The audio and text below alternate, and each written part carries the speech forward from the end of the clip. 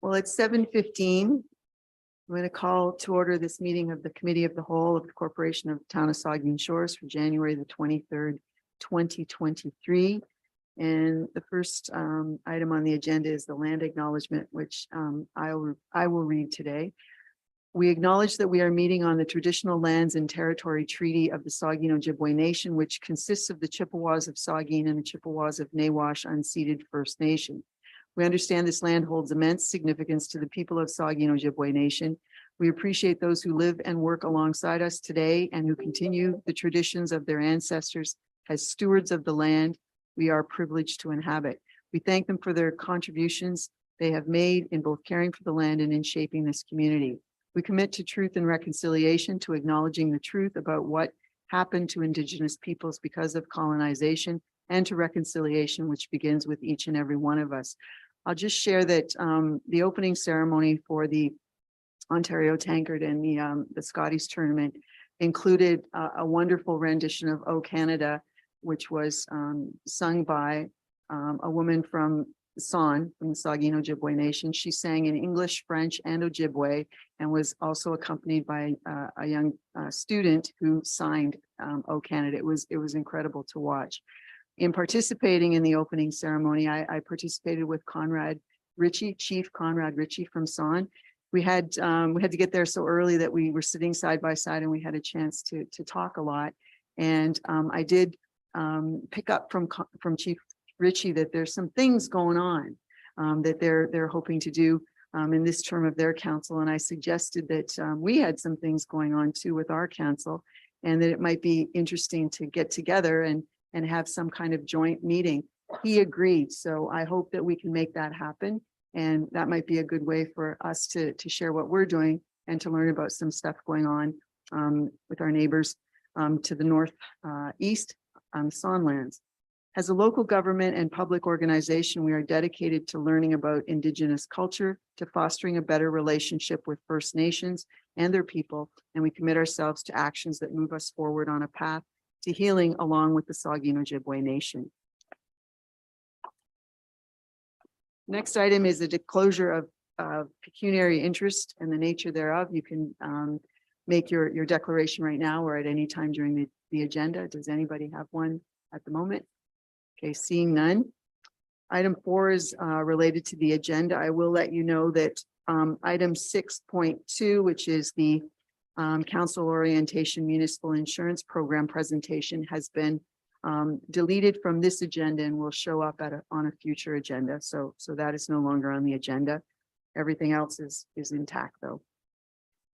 We have no open forum representations tonight, but we do have a delegation. It's from the Rail Trail Association, and I apologize in advance for mispronouncing your name perhaps, but Della Avla is with us to make the presentation, and I'll call on him now.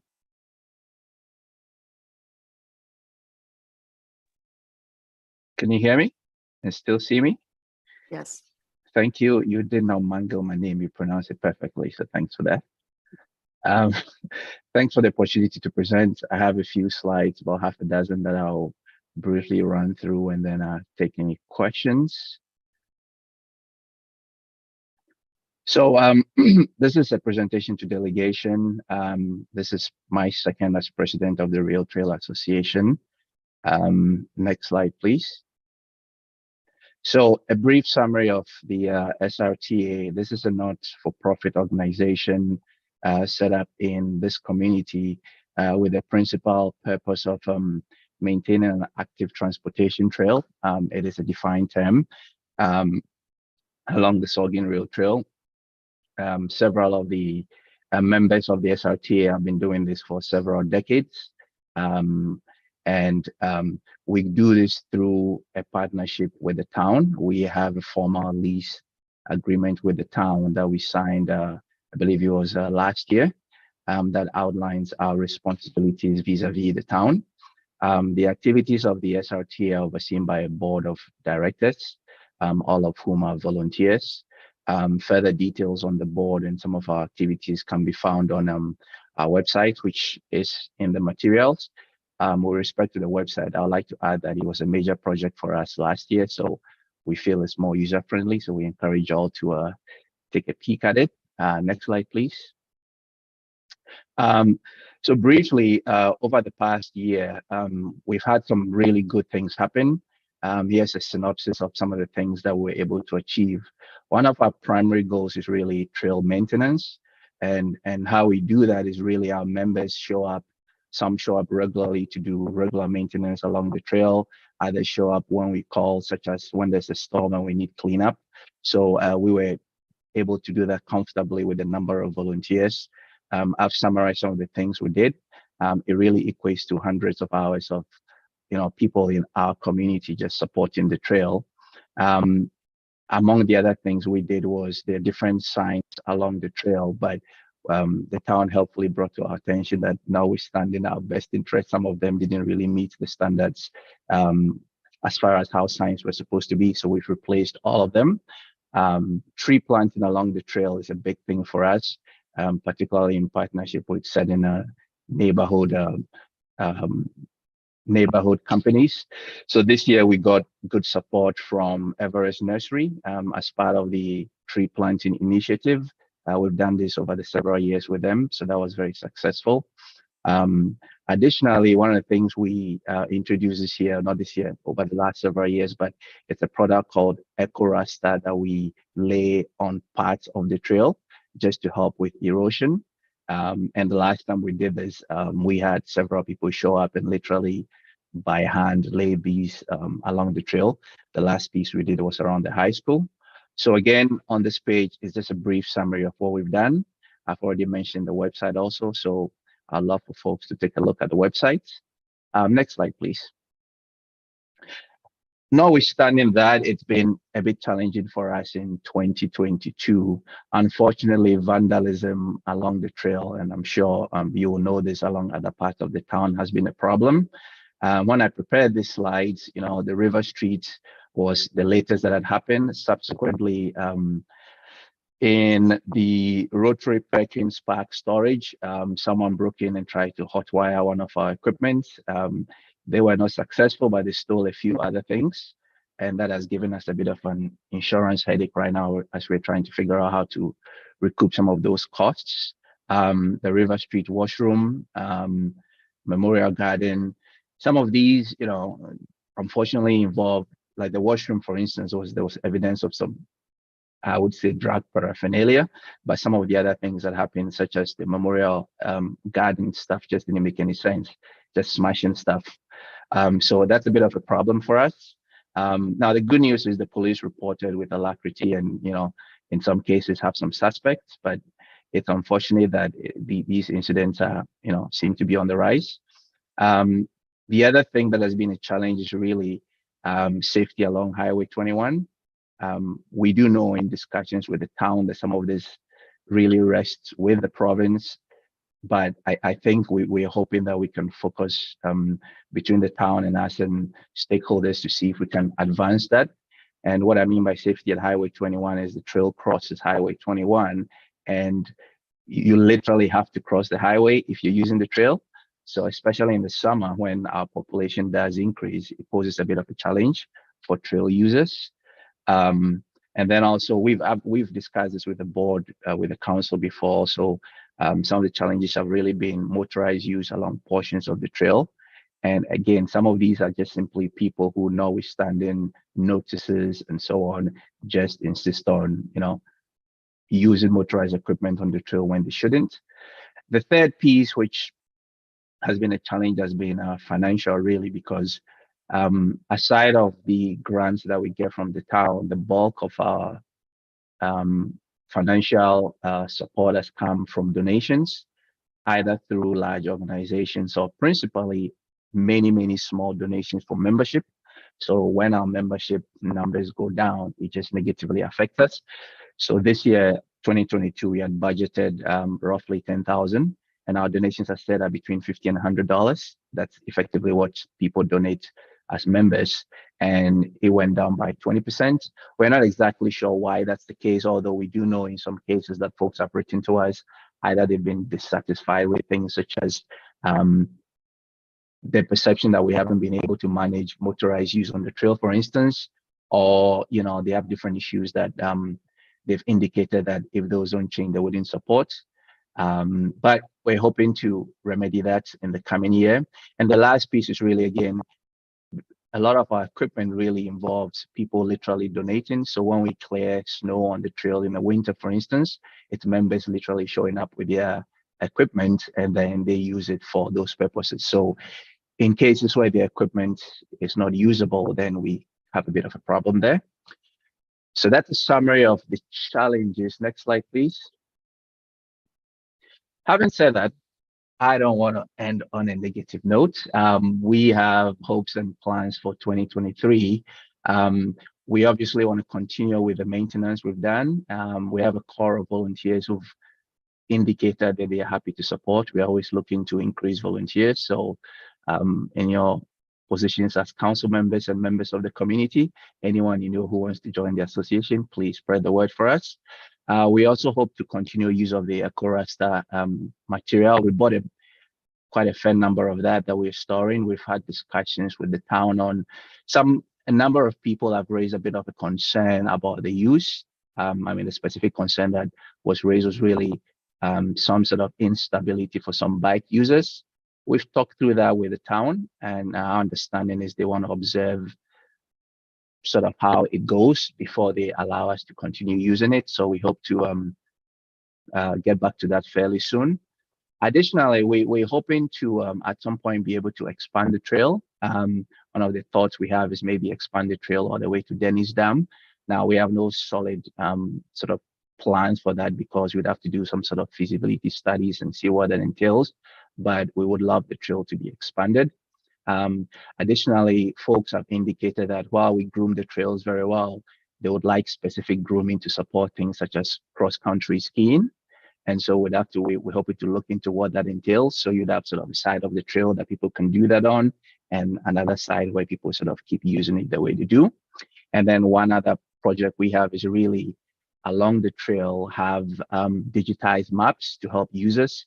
So you go along the trail, you take your phone, you scan it, it tells you where you are, and then it can sort of tell you how you can get to other places. Next slide, please. And then a couple more things. Obviously, we're hoping that we can mitigate the safety concerns along the trail. And then also maybe get to a point where we have a permanent resolution to the Mill Creek Bridge issues. And what I mean by that is for those who are returning counselors, that we've opened up portions of the Mill Creek Bridge to snowmobile use while the Cobb Bridge is being reviewed. And so I think our understanding is if the Cobb Bridge can be fixed, then the snowmobiles will be directed back to that. So that's really what this point is getting to. On the financial side, given the reduction in membership from last year, we'd like to redouble our efforts to increase membership this year to make up for that shortfall, and also basically just keep growing the members. Because again, the more members we have, it's not just the money, the non-pecuniary benefit we get from members in terms of people who just show up and help clean up and support the trail. If we dollarize that, that'll be a fair chunk of money. Two other things we really hope to do is to get better synergies with the municipality to reduce cost. What I mean by that is, for instance, finding our ways to perhaps be more efficient in the use of equipment, where, for instance, our members' equipment is not available. And the final piece is really asking that you continue to support us by allocating the requested amount to us this year that you did in the last several years, which is $20,000. Next slide, please. That is really the end of the written presentation. Happy to take questions. Thank you very much. Thank you, Della. I was remiss in not introducing John Kane too. I didn't see you on the Zoom. I believe you're on the board as well, correct? I apologize for not catching that. John Kane is secretary to the board. Yes, thanks, John. Yep, thank you. Are there any comments or questions from members of council? Cheryl, go ahead, Councillor Grace. Thank you, Deputy Mayor, and thank you, Della and John, for the great presentation and all that you and your members and volunteers do. It's a tremendous amount of dedication, and it's so beneficial to the community. I thought I would just mention, because you've mentioned several times, the issue about the crossing at the rail trail crossing on Highway 21. I'm currently in Toronto at the Rural Ontario Municipalities Association conference. And today we had a delegation with the Ministry of Transportation to talk specifically about the rail trail crossing. We don't have any results from that.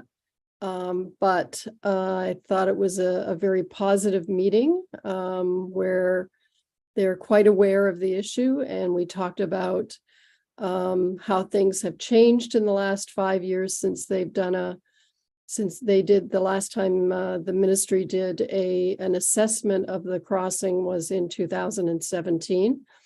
And so we discussed with them some of the things that have changed, some of the things that are the same, and renewed our suggestions of what might be done to make it safer. So we're crossing our fingers that they'll be coming back with some good news about making some real changes in policy that will make that safer. Thank you very much. That's very gratifying to hear. Thank you. Thank you, Councillor Grace. Councillor Dubinsky. Thank you, Deputy Mayor, and through you. We hear about this vandalism that's taking place. This isn't the first time it's taken place at the washroom area and the Memorial Park. And of course, we just recently heard again more vandalism at Lamont Park. And I guess what I'm asking through you is, what are we going to do about this, or can we do anything about this in order to cut this down? I know the one thing I would like to see happen, it won't, but I would like to see that if people are caught and charged and found guilty, I'd like to see the book thrown at them. Maybe they don't go to jail, but maybe they get a pretty hefty fine that they'll have to think about it. Anyway, is there any input from anybody as to what we can do? Normally, delegations to council don't lead over to questions to staff. However, I think we can provide, there's 3 staff members here, we can provide some direction that at some point, perhaps some information to council about vandalism that's occurring on public property and some comments in that regard. I'll settle for a report coming back. Yeah. Well, thank you, Councillor Dubinsky. I have a couple of other questions, Madam Chair. You said better synergies with the municipality to reduce cost. Can you give us a couple of examples of that? So one example I can give you is I know that there is some equipment that in theory we could use that the municipality owns, but I think I might get the full details wrong, but your insurance doesn't allow, or there's a reason why non-staff members cannot use it. So in my interactions with your staff, there is not an unwillingness, it is just there's a constraint. So there might be equipment we could use, but we can't because our volunteers don't work for you. That's one example. A different unrelated example, which is more positive, is by dint of my being president of the SRTA, I was part of, I think it was an ad hoc committee, the bike friendly committee. I think that worked really well because some of the goals of that committee dovetailed with what we're doing. And so both sides enjoy that. So we're looking to increase those types of interactions as well. And the third piece I'll add, and I promise that's the last one, is another example is really the both at the municipal level and at the county level and at the, I think even the provincial level, there is a master plan for transportation, and portions of those have active transportation. And so I think being able to work together on those aspects would be quite beneficial for the entire area. Final question. The $20,000 ask you have, Della, is that already been given to staff for the upcoming budget meeting that we have on January 30th? I believe it's been submitted from the board of the Rail Trail Association already. Right. Okay. Thank you. Would any other members of council, Councillor Stack? Thank you. So first, great presentation. You know, I'm an avid user of the rail trail, so I think this organization is really important. I just really wanted to express my support and concern over the crossing on 21.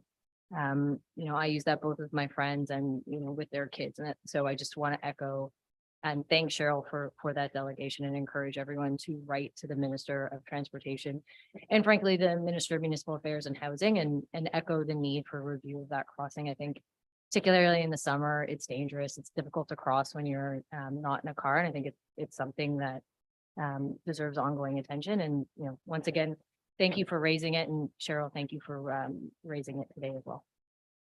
Thank you, Councillor Stack. Councillor Mayette. Thank you, Deputy Mayor, and through you. I have a question and a request. The question is, Della, how do you reconcile the explosion in the use of electrically motorized bicycles on the trail?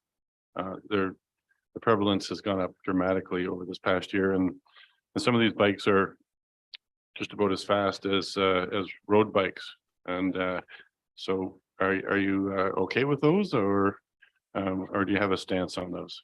My first question.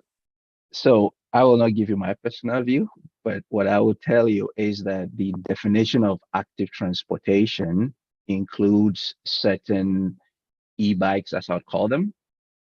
So for instance, they define as bicycles that require electrified assistance in certain circumstances. So for instance, a motorbike would not qualify. So we are working with those parameters. And to be perfectly honest with you, it's an opinion that has different people different members of our organization have different views on that. But within the definition of active transportation, it fits in there. The second piece I'll add is, notwithstanding that I bike regular bikes and I bike very fast. However, on the rail trail, there's a limit of 20 kilometers per hour.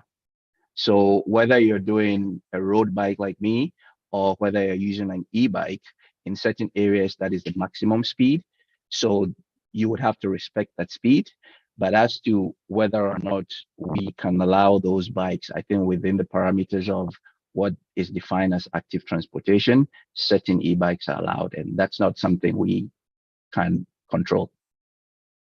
Okay, thank you for that. And the second thing is, last year when you were here, we made a request that the Saugeen Rail Trail Association provide the town or council with a copy of your audited financial statement. And to my knowledge, we have not received that as yet.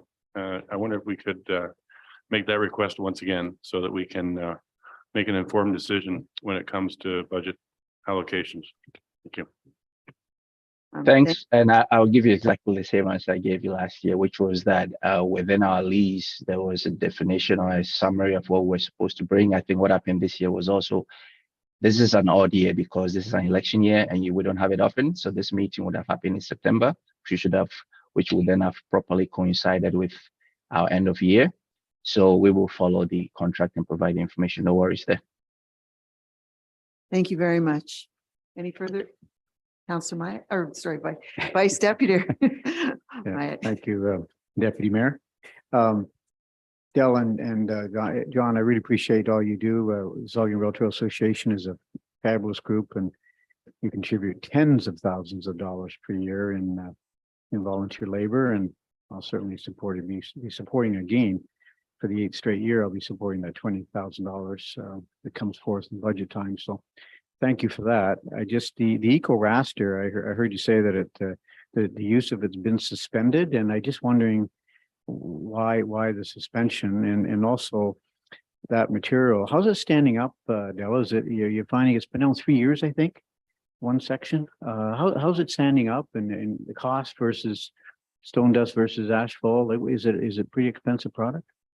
It's not an expensive product. I mean, I can provide further details, but what it does is really prevent erosion. Because if you don't have it, what you do is we take, I'm not going to describe the material properly, but broken rock and stuff, and you put it on the trail.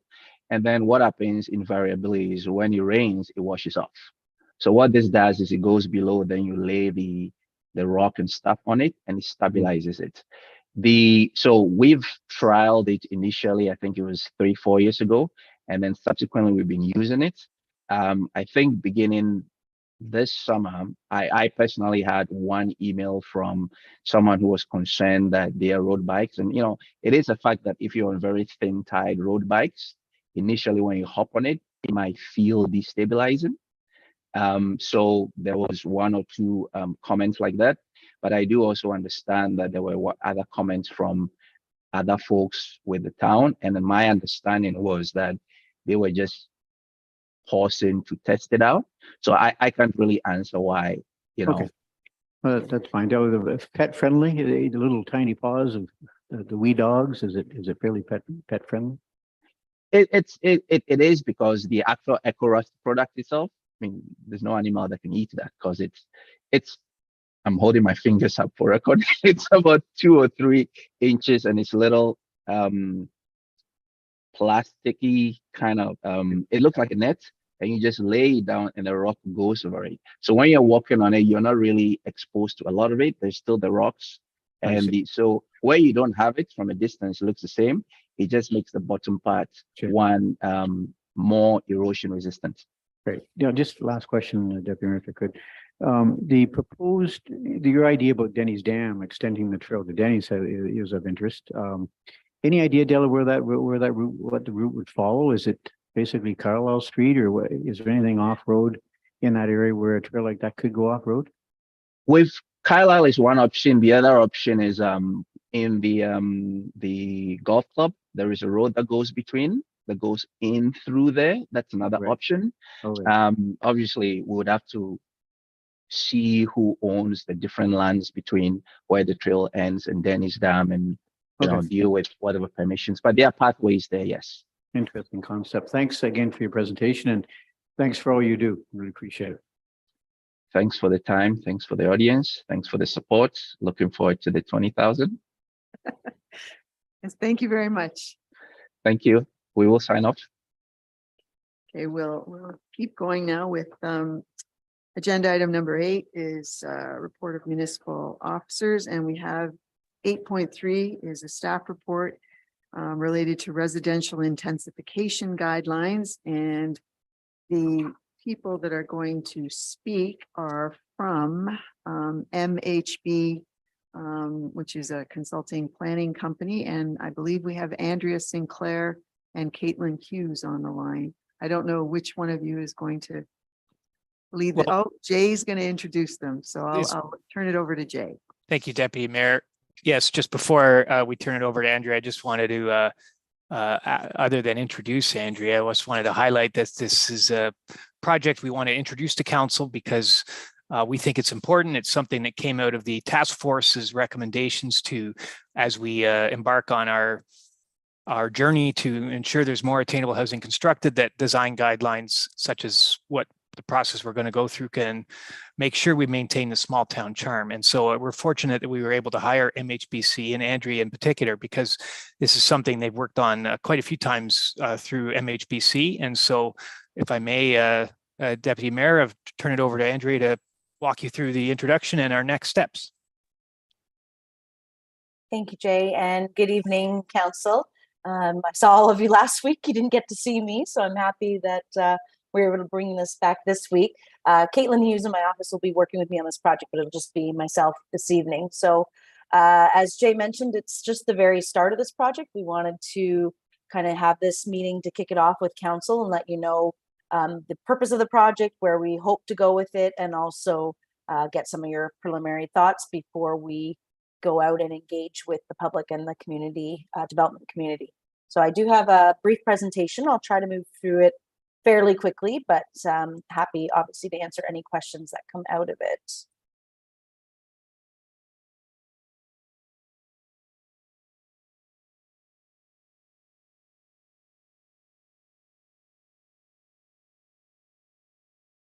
Okay, everyone can see that okay? Okay, great. So as I mentioned, this project's primarily being done by myself and Caitlin Hughes, which is one of our senior urban designers. We've done a number of municipal design guidelines. Most recently, we did similar guidelines for Huron County. However, we also do a lot of private sector work. So one of the advantages our firm brings is we do work for developers, but we also do work for municipalities and have a good understanding of kind of what are the guidelines that are overly onerous and how you can implement them, and what you can do to make sure that these guidelines have some teeth without frustrating the development community, which we obviously don't want to do. So in terms of what the hope is for these guidelines, we've kind of come up with 5 key things for this project. One is that to address both housing concerns, but also compatibility, so that the community can benefit from increased housing choices, but not feel that there's this change is a negative to their neighborhoods. We want to identify what the key principles are going to be for residential development, develop a tool for designing and reviewing residential development. So this will be a tool both for the development community, but for the municipal staff as well. Provide a guide that can inform the community permit system, official plan, zoning bylaw, and any other planning tools. And I'll come back to this a little bit, especially in light of Bill 23, which, as everyone knows, has been a huge change to the planning process. And to provide for a project that has a collaborative consultation process that includes the development community and residents. And as I mentioned, we will be having that community engagement during this project. Some of you on council may already be expert on urban design guidelines or have a fair bit of background, but for those who maybe don't, design guidelines are essentially a document that provide design direction intended for the public, for public and or private development. They're usually more detailed from a zoning bylaw, but they're also more permissive and flexible. They're not regulation the way zoning is.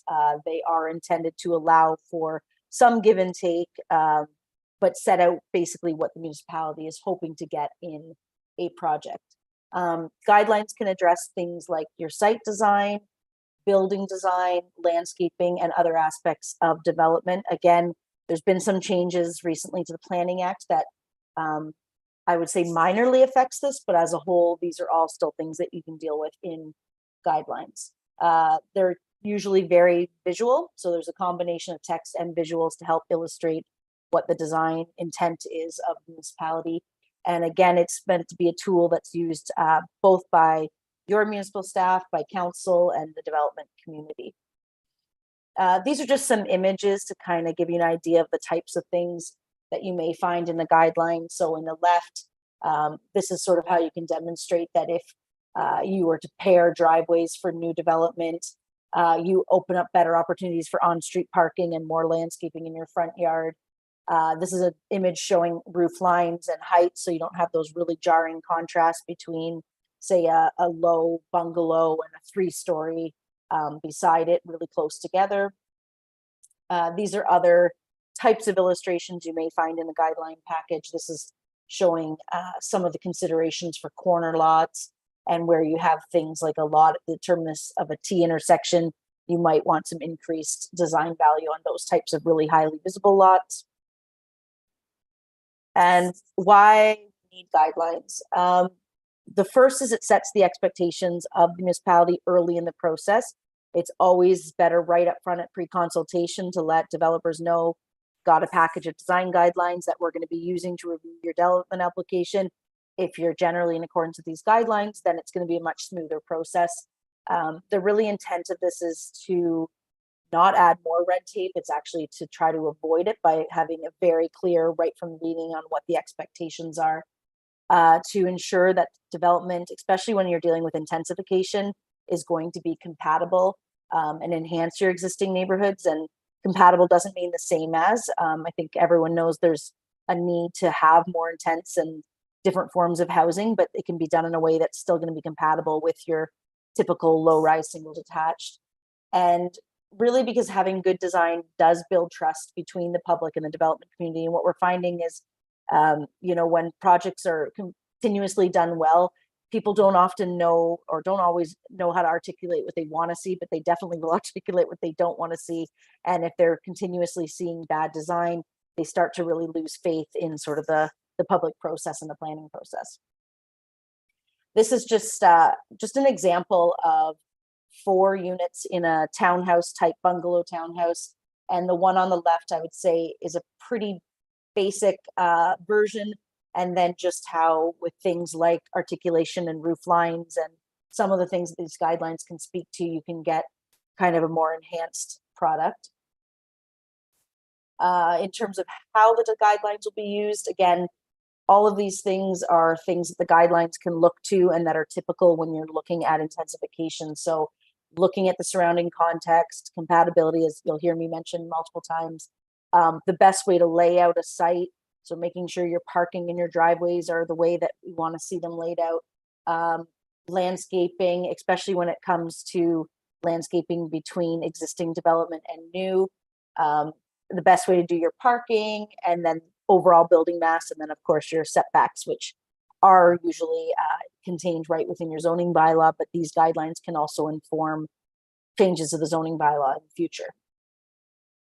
I don't expect anyone to read this font. It's probably really small on your screen, but it's kind of just an example of how you would use these guidelines. So for example, starting at pre-consultation, if someone comes in and they want to build a 4-story multiple residential building, staff would direct them to the appropriate sections of the guidelines that they should look at and let them know that they need to respond to those guidelines. They'll come in with an application. Planning staff will review it against those exact same guidelines. And then staff will determine whether or not they've done a sufficient job of meeting those guidelines, and where they're not meeting them, if they've provided sufficient justification as to why they've maybe gone for alternative design approach. In terms of some key design principles, this is sort of a starting point. As I said, we haven't consulted with the community yet, or the development community. So these may change, but in a lot of our community engagement, we find the same themes come up in almost every community. So these are some of the things that we think are important to focus on, and we can always add to this list, subtract to this list, but wanted to have a starting point for that engagement. So that's having a high quality standard of design, affordability, and there are ways to improve your design without adding significant cost to a project. Active transportation, very timely with the last presentation. Universal and age-friendly design, and really making sure that we are designing for aging communities and for those who do have different needs in terms of how they access a site. In some cases, heritage and culture plays a big role, and sustainable and climate-ready design. As I mentioned before, some of the types of guidelines you'll see, these are some examples of, say, site layout, where you'd put your parking, where you generally face your building, having connections to the public sidewalk. Building massing, that's where we get into sort of your roof articulation, having enclosures over your front door, variation in terms of the building facade. Some of this, admittedly, Bill 23 is impacting exterior design to an extent, but building elevations are still allowed to be required. Building massing is still something that we can look at through site plan. And as I mentioned, you have other tools in your arsenal, including zoning, to get some of these things included in your applications. We'll look at things like parking, garage design, especially looking into the consideration of surrounding context, making sure a lot of what we don't want to see, really far extruding garages that come out in front of the facade and really block the front door. In terms of landscaping, there's sort of a misconception that Bill 23 has removed landscape. You actually can still require landscape plans through site plan process, especially when it results to landscaping between a development and an adjacent property. Making sure that you've got proper amenity area. I think this is becoming more and more important coming out of COVID, if we are coming out of COVID, in terms of, especially on higher density development, making sure people have appropriate amenity space. How to deal with utilities in a way that do not detract from kind of the overall streetscape and what you see from the public realm. And we can also have guidelines in this document for specific types of buildings. So we really want to tie in the work that the municipality's already done on ARUs. We can look at things like conversions, townhouses, semi-detached apartments. So kind of the whole range of housing types, including apartments and multiplex and maybe some mixed use development. And then in terms of housing need, that's a large part of the reason behind this project is knowing that there are targets for intensification and we do need to start providing a broader range of housing. So guidelines to really address that, what we often call the missing middle, which is sort of between your, you know, we're not looking at the high rise type stuff, but really those fourplexes, townhouses, stacked townhouses that are a more affordable option than single detached, but still at a scale that I think can really fit within your existing neighborhoods.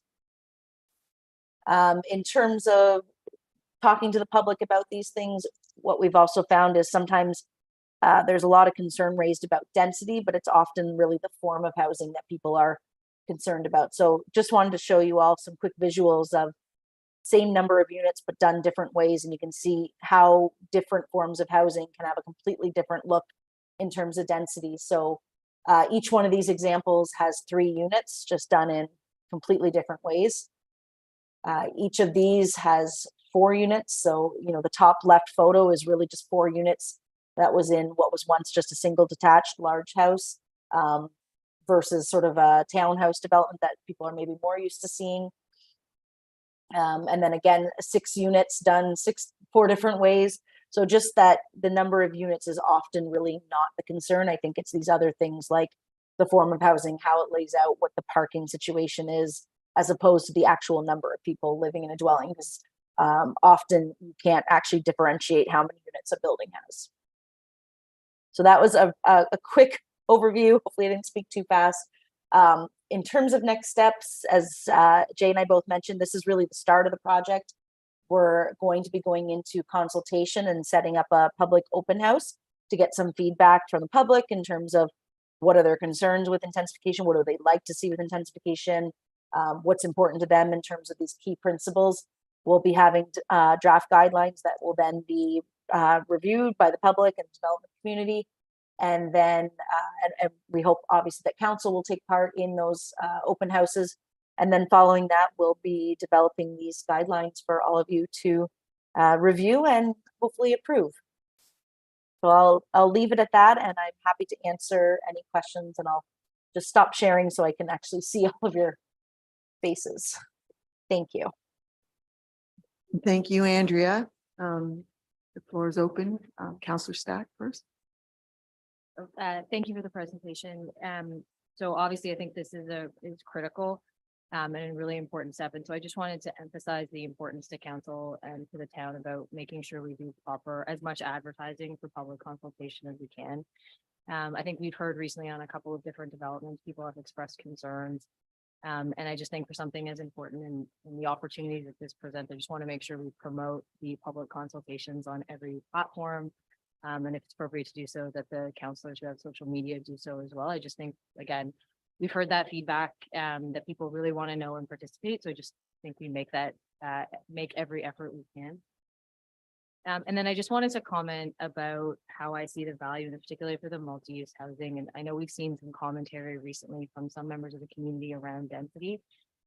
So I think this presents a really good opportunity to show people what kind of multi-residential housing you can do that are, you know, that isn't just sort of a standard big condo building that can still meet the character of the various communities in the area. So I think that's really important.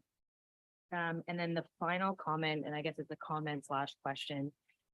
When I looked at some of the examples you provided, particularly around facade articulation, I just wanted to get your feedback if you've seen examples of these types of processes being put in place where we still have an opportunity to provide some uniqueness in the homes. One thing I noticed in some of the designs you presented is there's very much a sameness. And I was just curious if you've seen models where we're still providing some opportunity to have a bit of differentiation or uniqueness in the home within this kind of structure. Yeah, I think absolutely. I mean, one of the things that this really isn't intending to be is a really strict architectural control guideline. Like you'll see guidelines where they're right down to here's your color palette, everything has to have this pitch roof. We're really not looking to do that. I actually think in a lot of neighborhoods, the most interesting neighborhoods are those eclectic ones where you have a mix of sort of an older heritage home and then you might have something very contemporary. It's really more about things like the scale, the placement of it on the block, as opposed to getting into really detailed requirements on exterior, which is also really going to become challenging now with Bill 23 changes. So I actually think the style of the house and the materials and the color really isn't what's important. It's much more how it relates to the surroundings. So absolutely, I don't think we want to have a cookie cutter approach at all. So thank you for your comments and your question. If I could get you to comment also on Councillor Stack's question or comment related about the need for notice. Do you have a sense of what kind of open house you're talking about, and do you have any idea of how you would promote it to the community? Sure, and that's a great question. We are going to be working, and Jay probably can speak to this probably better than I can, but we are going to be working with municipalities, sort of communications group to make sure that we do really obviously get the word out, give enough notice. That's sometimes an issue too, is if the notice is too short. So as soon as we have a handle on the date, getting out there, anything shared on the website. I think it's always helpful when counselors, especially if you're working with various residents groups, also share it that way. We're talking about doing it virtually, but we've done a lot of these virtually where we can have things to keep it engaging throughout, like the polling questions. We can have follow-up surveys, that type of thing. And then also with the development community itself, knowing who some of the main developers are in the area and making sure that they're also invited and spread the word. So I think it'll be a joint effort between our firm and the municipality to make sure this is well advertised and that we can get hopefully a good number of people, because I don't really want to go to consultation and speak to 5 people. It's not as worthwhile of an exercise, obviously. Thank you, Andrea. Councillor Grace. Thank you, Deputy Mayor, and thank you very much, Andrea, for the presentation. I think this is great. I'm really glad to see this. A couple of things. I'm very happy to see the emphasis on universal and age-friendly design. I think, that's something that Minnie Jakes did a lot of work for through the Accessibility Committee that was presented to various housing developers. And I think they received it very positively. And it's not just providing an accessible design, but it's also providing something that can be very economically advantageous to the property owner, and either as a rental property or as an aging in place type of from early years to it's a type of design that can be very flexible and that someone can grow into through the stages of life. I do think it's important. I think if we don't put out that we do want small town charm and character, I do think that kind of design is important to articulate.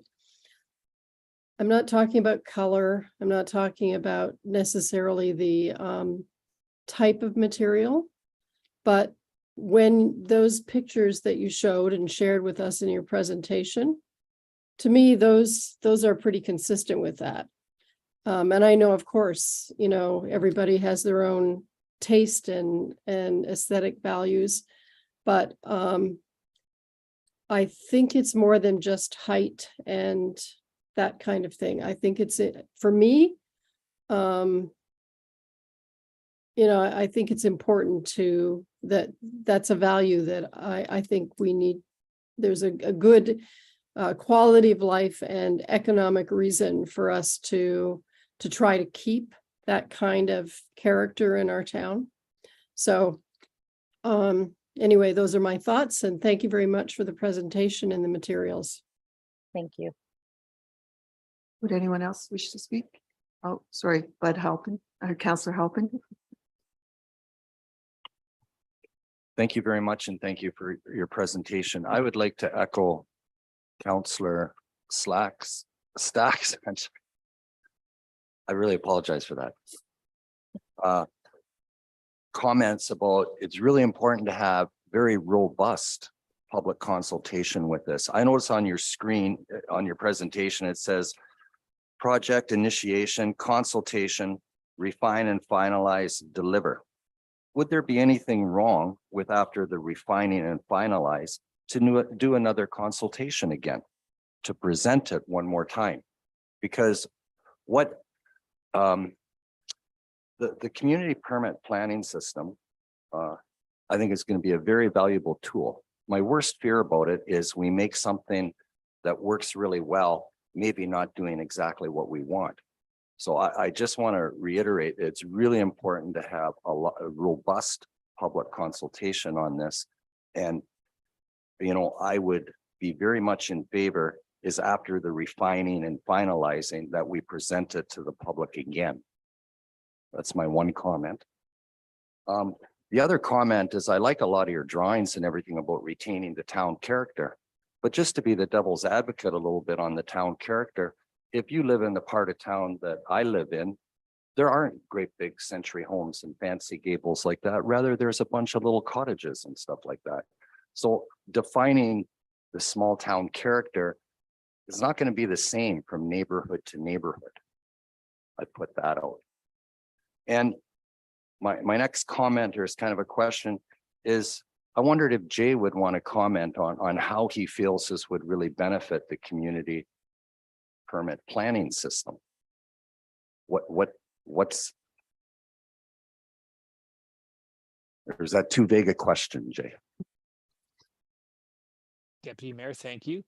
Or Councillor Halpin and Deputy Mayor, through you, I am hedging a bit. I mean, I really don't want to impose my opinion on the consultation, because I really think, you know, it doesn't matter whether the town goes through with the permit system. These will still be useful guidelines for a zoning bylaw, for our official plan, for our site planning, for our consultation sort of process. But on the planning permit system specifically, I think you'll recall, Councillor Halpin and Council, that Sean Hurdle said at his presentation of the final report that one of the recommendations was to target gentle density as it was recommended in the official plan. So missing middle, gentle density, to me, those are, you know, if not synonymous, they're pretty close to synonymous, and the guidelines are exactly what we need to use in the planning permit system.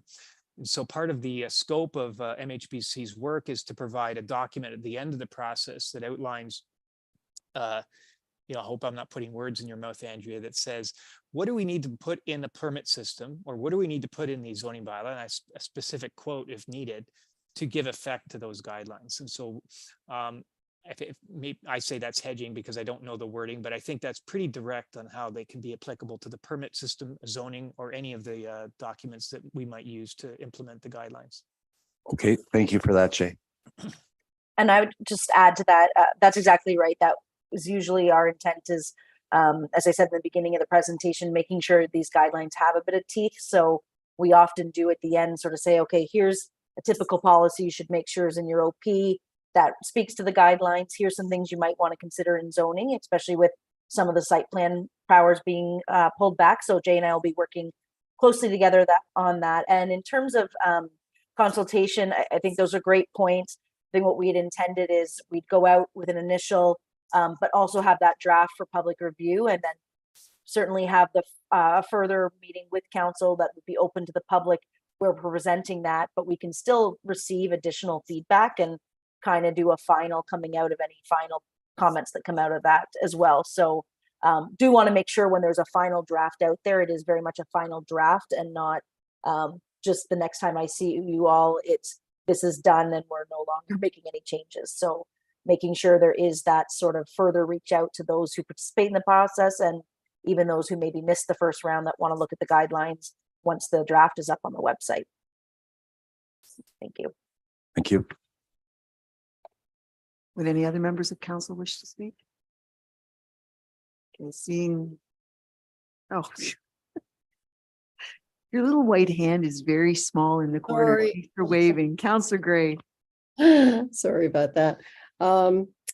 I neglected to mention the other thing that I really like about these proposed guidelines is the emphasis on environmental sustainability and protection of the environment, encourage preserving healthy trees, healthy mature trees, using evergreen vegetation to supplement or replace privacy fences, using rain gardens, using low impact green infrastructure in landscaping. All of those are very good things. Thank you. Thank you. Thank you, and I apologize, Councillor Grace. I was going to finish off with some comments about environmental related items too, so I'll just stand behind Councillor Grace and say yes. We have the recommendation is that council receive the residential intensification guideline report for information, so there's no decision making that's needed right at the moment. The next item on the agenda is a staff report related to the deeming bylaw related to lot 19, plan 454, block 11, plan 3M-230. And I would ask that Jay, the Supervisor of Development, present us with that report. Thank you. Jay, your mic was really in and out last time, so I'll let you know if it's not working properly. Yes. Thank you. It's really hurting my stand-up routine. I need to have a better mic system, so if we can get on that. But on this report, this is really a routine report. At least it's routine to me. Please, if my apologies if I feel like maybe I'm taking this for granted, but deeming bylaws required in this case because the Planning Act, when you create a new lot, at least if you create a new lot, lots don't stick together. That's really the purpose. You don't want to create a subdivision, for example, and then all of a sudden, because of virtue of some legal twist, when you buy your neighbor's property or a property nearby, that it all of a sudden merges together. Well, in this case, you want them to stick because the Youngs, the owners of these lands, went through a lot addition a year or so ago, and one of the requirements is that these lots, the ones shown on the drawing, actually stick together so that they become part of lot. I've forgotten the number. Lot 19 of Plan 454. So block 11 shown on the drawing has to stick to lot 19. And so the deeming bylaw is actually required, and it deems them not to be in plans of subdivision. And once registered, they give effect to the addition, the lot addition that was approved by the county, and they can merge. So that's the report. Thank you. And so the question before us is that council pass a bylaw deeming lot 19, plan 454 and block 11, plan 3M-230 not to be in a plan of subdivision. I need a mover and a seconder for that. Vice Deputy Myatt moved by and seconded by Councillor Halpin. Is there any discussion? I don't see a white hand up, so then I'll call the question. All those in favor? Motion is carried.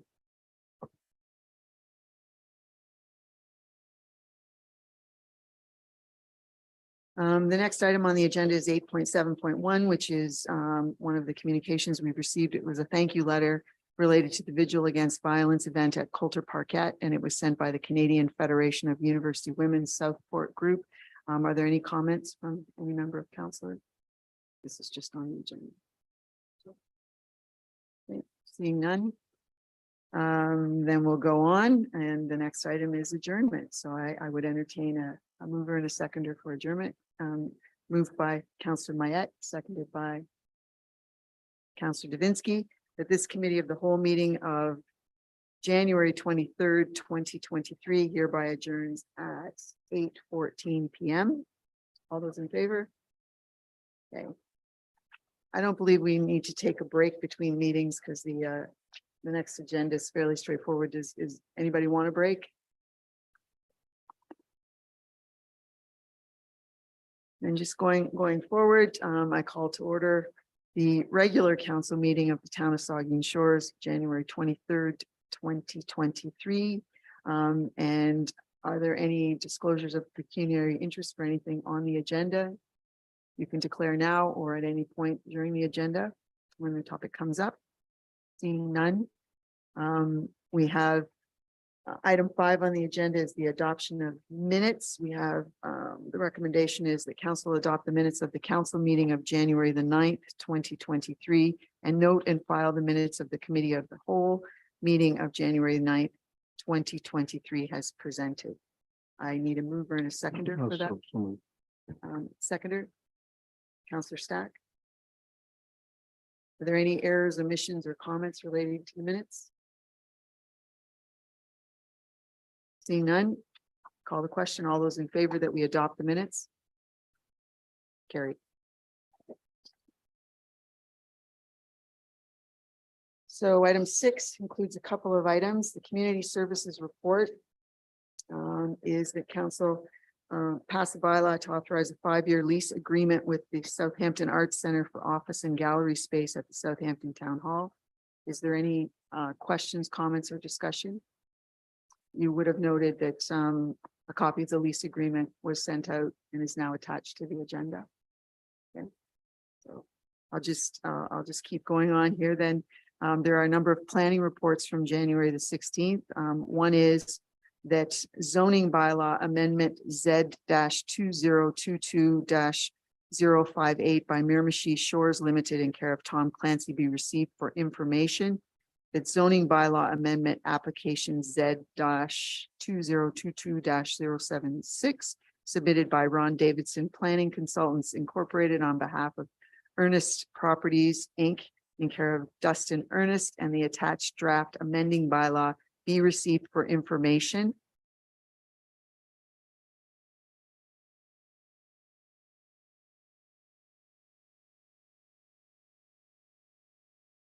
Doesn't show up down here.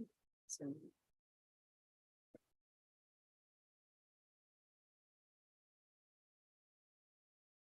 Okay, I'm sorry, I'm being told we need to go back to the community services report, and I'll call upon the Director of Community Services to comment.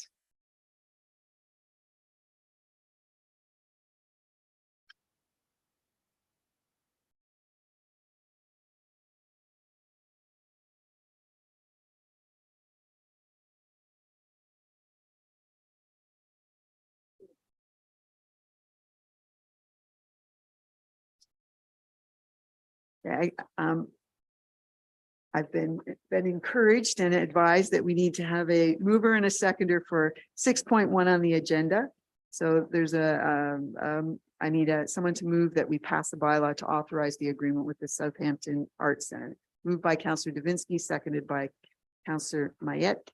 Is there any comments? All those in favor? Pass it. Then moving on to the planning reports, I won't reread the two that I've already read. They were both simply on the agenda for information. And as we keep going, the third item under the planning report is that council pass a bylaw to assume all services for the Summerside subdivision phase 6, including portions of Mary Rose Avenue, Bruce Street, and Walker Crescent as outlined. So that shows up in the bylaws part. Do you want me to do it now?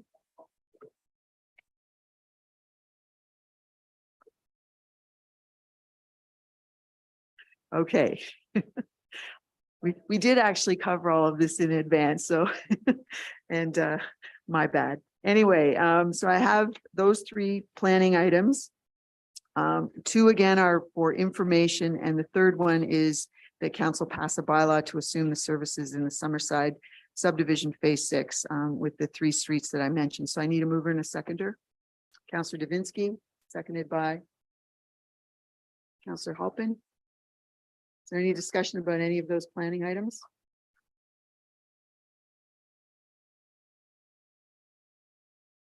Seeing none, all those in favor? That's carried. That's carried. Okay, now we have a staff report, which is an amendment to the Park 55+ lease agreement.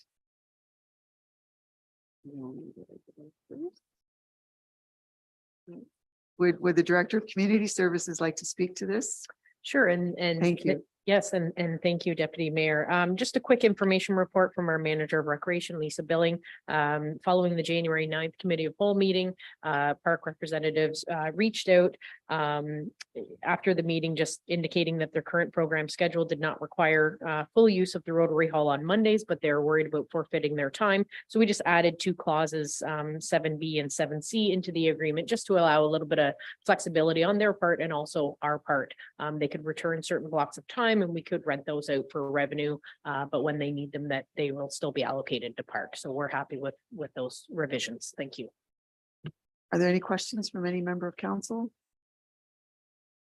Okay, I do have something that requires a mover and a seconder, that council pass a bylaw to authorize an amended 3-year agreement with Port Algon Recreation Center 55+ Park for use of the Park 55+ room in the Rotary Hall and associated storage spaces at the Saugeen Shores Community Complex, the Plex in Port Algon. Need a mover, Mayette and Councillor Stack. Thank you. Any questions? All those in favor? It's carried. And then we have the confirmatory bylaw. Pardon?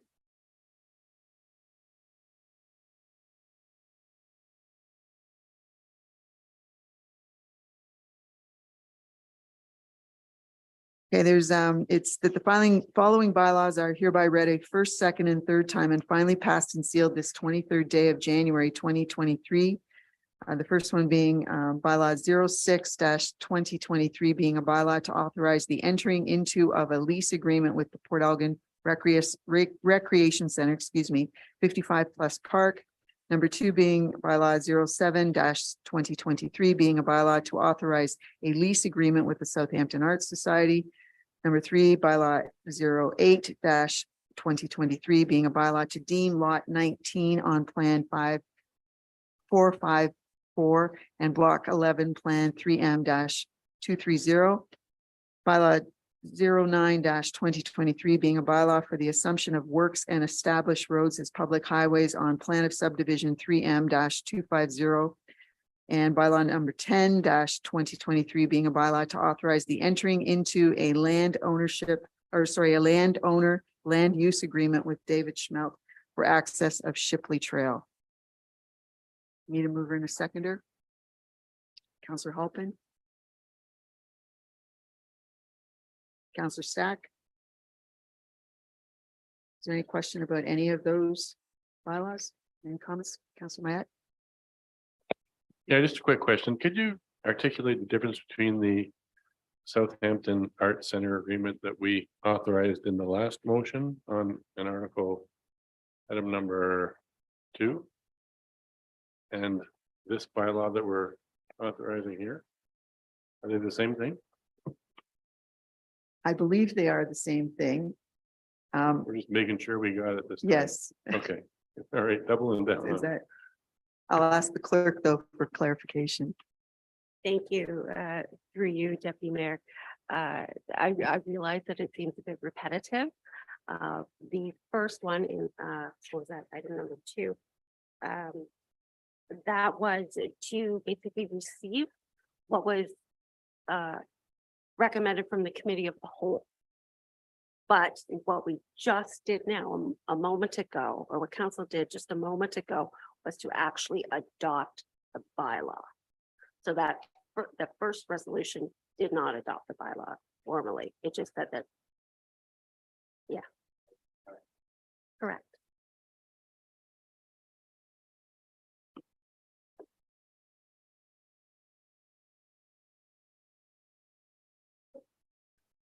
Any further questions?